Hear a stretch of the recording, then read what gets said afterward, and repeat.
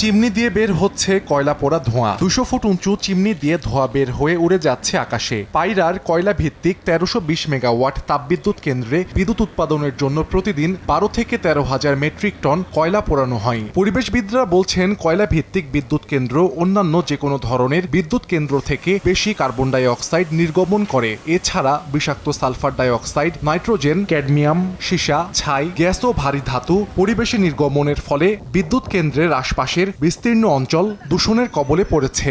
এতে মারাত্মক স্বাস্থ্য ঝুঁকি তৈরি হয়েছে।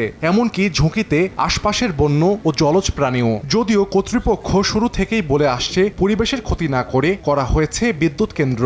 আলট্রা সুপার ক্রিটিক্যাল প্রযুক্তির মাধ্যমে দূষণ রোধের দাবি করা হলেও মূলত প্রযুক্তির মাধ্যমে দূষণ সর্বোচ্চ 10% কমানো যায় বলে মনে করেন গবেষকরা। বাংলাদেশ ও চীনের যৌথ বিনিয়োগে 2017 সালে পটুয়াখালীতে নির্মাণ করা হয় পায়রা তাপবিদ্যুৎ কেন্দ্র।